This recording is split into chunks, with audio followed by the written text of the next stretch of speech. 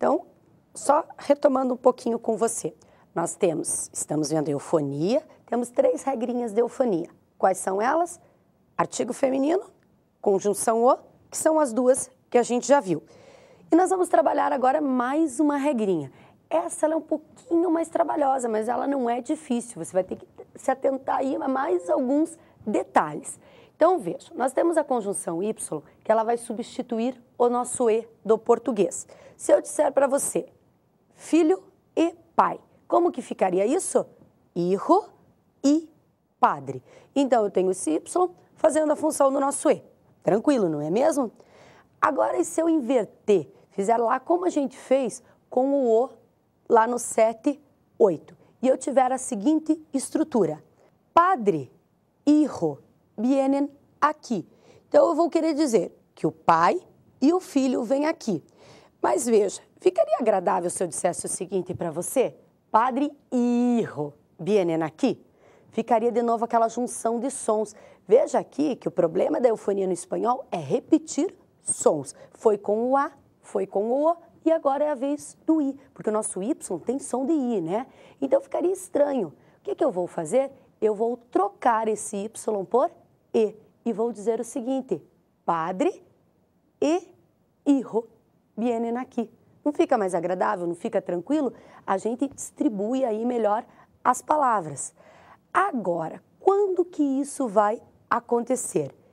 Quando que eu vou trocar esse nosso Y aí por E? É aí que você vai ter que estar um pouquinho mais atento, um pouquinho mais atenta para isso. Quando a palavra seguinte começar com I, ou HI mais consoante. Repare que está aí na tela para você. É I, HI mais consoante para eu trocar por E. Vejam que de novo apareceu a consoante. Lá no O para a gente não interessava isso. Era só O ou HO. Aqui eu preciso da consoante. A consoante faz uma diferença incrível. Então você vai ter que reparar no I e no HI seguido aí da consoante. Se eu tiver outra situação aí, vamos dar outro exemplo para vocês. Geografia e história ou história? O que você está pensando? Muito bem, é história, porque eu tenho HI seguido de consoante. Mas uma outra situação, lobo e hiena. O que eu vou dizer? Lobo e hiena ou lobo e hiena? O que eu tenho que ver? A consoante, se tem consoante depois do I ou do HI. Hiena, HI seguido de E. Se eu tenho vogal, eu vou manter o Y. Então, vejam, não é sempre que a palavra começa com I ou HI que a gente vai ter E. Neste caso de ter vogal depois do I ou do HI, a gente vai ter o Y normalmente. Então, você tem que lembrar de uma coisa muito importante para você, que o Y, ele vai em todas as situações, com exceção de 2. Quando eu tiver palavra começada na sequência da conjunção por I ou HI mais consoante. Essa consoante é tão importante, você não pode esquecer dela. Não é tranquilo? Então, I, HI mais consoante. Tranquilo, você resolve todas as questões. Temos exceção? Claro que temos uma exceçãozinha aqui, mas bem simplesinha. Quando você tiver interrogação, no começo da interrogação sempre vai Y. Não importa o que venha depois. I, história. Então vejam, sempre o Y. Se é uma pergunta, te gusta geografia ou história? Aí, se eu quiser dizer I, história, é uma boa disciplina. Então eu tenho a questão do Y ainda sendo utilizado. Tranquilo? Muito bem. Você deve ter reparado um detalhezinho bem importante, que nas nossas 3 situações de eufonia é sempre A, ou HA, O, HO, I, HI. Por que isso? Porque você viu quando eu falei história que o H não tem som em espanhol. Quando eu falei ada, a mesma coisa. O H é como se ele não existisse. Por isso que sempre vai ter essa situação. Vai ser a vogal que me interessa e ela pode estar seguida de H.